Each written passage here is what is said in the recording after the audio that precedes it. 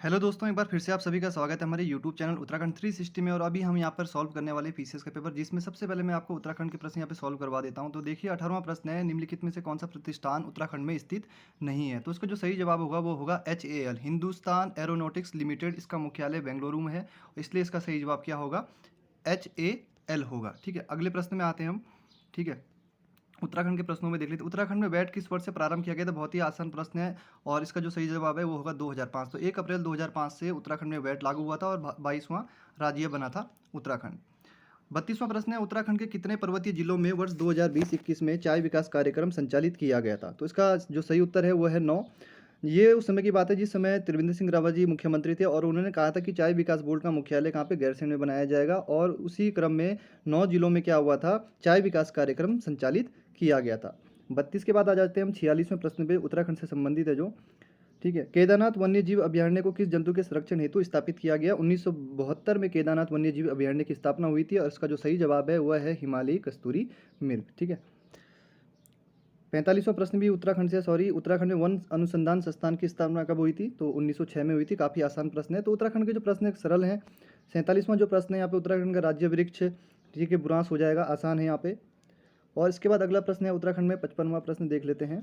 उत्तराखंड में मैती आंदोलन के जनक कौन है। ठीक है, मैती आंदोलन के जनक कल्याण सिंह रावत। ठीक है, कल्याण सिंह रावत मैती के नाम से भी हम इन्हें जानते हैं। 55 के बाद 56वां जो क्वेश्चन है ये है, उत्तराखंड में किस स्थान पर भारतीय मौसम विभाग ने एक डॉपलर वेदर रडार को स्थापित किया था। तो इसका आंसर हो जाएगा मुक्तेश्वर। मुक्तेश्वर में स्थापित हुआ था। अगला जो प्रश्न है, सीधे अब आ जाते हैं हम 87 पे।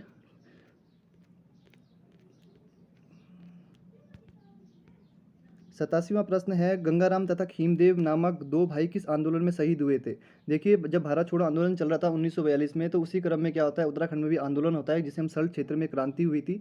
तो 5 सितंबर के 1942 को जो क्रांति हुई थी, तो इसमें दो भाई गंगाराम तथा खीमदेव शहीद हो गए थे। तो भारत छोड़ो आंदोलन इसका सही जवाब होगा। अगला प्रश्न है 89। ठीक है, 1929 में महात्मा गांधी ने किस स्थान पर अनाशक्ति योग के अनुवाद का कार्य पूर्ण किया। तो इसका सही जवाब हो जाएगा कौसानी। 90वां प्रश्न है, भारतीय संघ में विलय के समय टिहरी का राजा कौन था। तो बहुत ही आसान प्रश्न है, मानवेंद्र शाह। टिहरी रियासत के प्रथम नरेश कौन थे। ये भी बहुत आसान सा प्रश्न है, सुदर्शन शाह। कालू मेरा किससे संबंधित है। 1857 के विद्रोह से इनका संबंध है। तो काफ़ी आसान प्रश्न है ये थोड़ा प्रश्न ठीक है। 93, उत्तराखंड मध्यकालीन ग्रंथों में कौन सा उत्तराखंड के इतिहास का स्रोत नहीं है। देखिए, तारीख बंदावनी स्रोत है, यहाँ पे हमें उत्तराखंड के बारे में जानकारी मिलती है। शाहजहाँनामा से भी हमें जानकारी मिलती है, जहांगीरनामा से भी मिलती है, बाबरनामा इसका उत्तर हो जाएगा। तो उत्तराखंड इतिहास का स्रोत कौन सा नहीं है इसमें से, बाबरनामा। अब आ जाते हैं 115वें प्रश्न पे। उत्तराखंड के कितने जनपद अंतर्राष्ट्रीय सीमाओं से जुड़े हुए हैं। तो बहुत ही आसान प्रश्न है। तो 5 जनपद अंतर्राष्ट्रीय सीमाओं से जुड़े, आप मैप में देख सकते हैं आराम से।